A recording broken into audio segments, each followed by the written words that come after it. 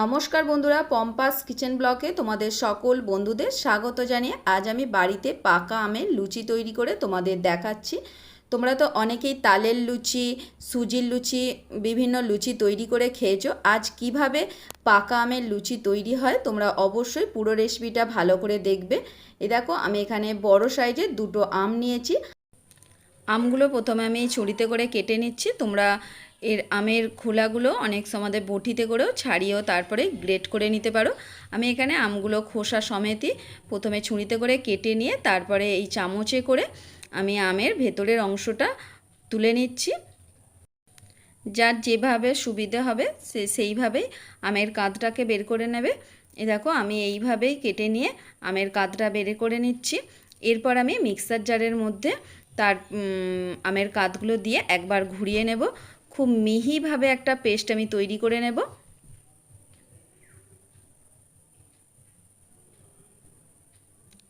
এই দেখো, দুটো আমি আমার কাটা হয়ে গেছে। আমার এখানে আটিগুলো কাজে লাগবে না, তাই আমি আটিগুলো বাইরে ফেলে দেবো। এই দেখো, মিক্সার জারের মধ্যে দিয়ে আমি একবার ঘুরিয়ে নিচ্ছি। এদিকে আমি লুচি তৈরি করার জন্য ময়দা নিয়ে নিচ্ছি। আমি এখানে 2 বাটি ময়দা নিয়েছি। এখানে পরিমাণটা 250 থেকে 300 গ্রাম হবে। এই দেখো, ময়দাটা আমি ময়ান দিয়ে দেবো। প্রথমে ময়ানের জন্য আমি সাদা তেল দিয়ে দিচ্ছি 2 চামচ, তারপরে স্বাদ মতো নুন দিয়ে দিচ্ছি, আর এখানে আমি জোয়ান দিচ্ছি। জোয়ানটা একটু হাতে করে ঘষে নিচ্ছি। অনেক সময় লুচি পরোটা খেলে অ্যাসিড হয়ে যেতে পারে, তাই আমি জোয়ানটা দিচ্ছি যাতে অ্যাসিড হয়ে যাবার কোনো সম্ভাবনা থাকবে না। এই দেখো, ময়ানটা একটু ভালো করে হাতে করে মাখিয়ে নিচ্ছি। এরপরে যে আমি আমের যে শাঁসটা বের করে নিয়েছিলাম, এই আমের শাঁসটা দিয়ে আমি ময়দাটা মাখাবো। দেখো, কত সুন্দর মিহি পেস্টটা তৈরি হয়েছে। এই পেস্টটা মানে আমের পেস্টটা দিয়ে আমি ময়দাটা মাখাবো। তোমরা যদি মিষ্টি বেশি পছন্দ করো তাহলে তোমরা যখন আমি ময়ান দিচ্ছিলাম ওই সময়তে 1 চামচ চিনি দিয়ে দিতে পারো। আমার এখানে আমগুলো ভালোই মিষ্টি ছিল, তাই আমি এখানে চিনির ব্যবহার করি না। এই দেখো, আমি এইভাবে আমের এই কাঁধটা দিয়ে আমি ময়দাটা ভালো করে মাখিয়ে নিয়েছি, একটা মণ্ডর মতন তৈরি করে নিচ্ছি। এরপরে আমি চাপা দিয়ে 5 মিনিটের জন্য রেখে দেব। এই দেখো, এই রকম মাখাটা তৈরি হবে। আমি এটা 5 মিনিটের জন্য চাপা দিয়ে রেখে দিচ্ছি। 5 মিনিট পরে চাপাটা খুলে তোমাদের দেখাচ্ছি। এই দেখো, কত সুন্দর নরম হয়েছে। এবার আমি এই ডোটা থেকে ছোট ছোট লুচির মতন আমি লেচি কেটে নিচ্ছি। আমি এই রকম সাইজের লেচিগুলো কাটছি। তোমরা এ থেকে বড়ও করতে পারো, আবার ছোটও করতে পারো। যে যেমন লুচি খেতে পছন্দ করবে সেই রকমই করবে।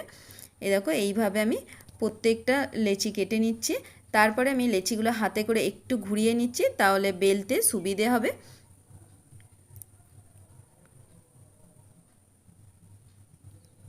এই দেখো, হাতে করে এইভাবে একটু ঘুরিয়ে নিচ্ছি। ঘুরিয়ে নিলে তাহলে বেলতে সুবিধে হয়। এবার আমি বেলে তোমাদের দেখাচ্ছি। দেখো,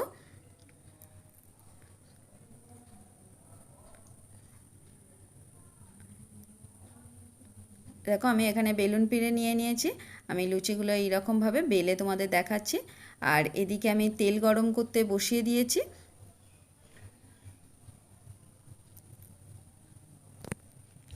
এইভাবে আমি একবারে অনেকগুলোই বেলে নিচ্ছি। যেহেতু আমি একা লুচিগুলো তৈরি করছি, তাই আমি একবারে মানে বেলা ছাঁকাটা সম্ভব হবে না, তাই আমি একবারে বেলে নিচ্ছি কিছুগুলো। আবার তারপরে আমি ছেঁকে নিয়ে আবার বেলবো।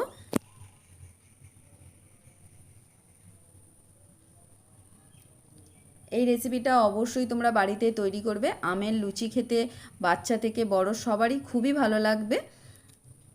বাড়িতে তৈরিও করবে। কেমন হয় আমাকে অবশ্যই জানাবে। এই দেখো, আমি এখানে তেলটা গরম হয়ে গেছে। একটু বেশি করেই তেলটা দিতে হবে, যেহেতু লুচিগুলো ছাঁকা তেলেই হবে, তাই আমি তেলটা একটু বেশি করে দিয়েছি। তারপরে আমি লুচিগুলো তুলে দিচ্ছি। দেখো, কত সুন্দর ফুলে উঠেছে। এইভাবে আমি প্রত্যেকটা লুচি ভেজে নিচ্ছি। লুচির রেসিপিটা যদি তোমাদের ভালো লাগে তাহলে তোমরা লাইক শেয়ার অবশ্যই করবে, আর আমার এই চ্যানেলটাকেও সাবস্ক্রাইব করে পাশের বেল ঘন্টিটাও বাজিয়ে দিও। তাহলে এরকম নিত্য নতুন রেসিপি তোমরা সবার প্রথমে দেখতে পাবে। এই দেখো, এইভাবে আমি প্রত্যেকটা লুচি তৈরি করে নিচ্ছি।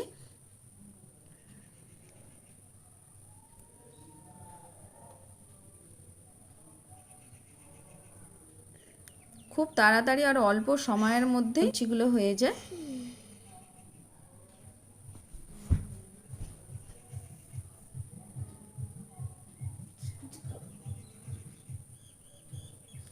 এই দেখো কত সুন্দর বড় বড় হয়ে ফুলেছে। এই আমের লুচিগুলো খুবই নরম হয়, বাড়িতে বয়স্ক থাকলে খেতে কোনো অসুবিধা হবে না। এই দেখো এইভাবে আমি প্রত্যেকটা লুচি তৈরি করে নিচ্ছি। আজ তবে আসি, আবার পরের কোনো ভিডিওতে তোমাদের সঙ্গে দেখা হবে। টাটা, বাই বাই, ভালো থেকো।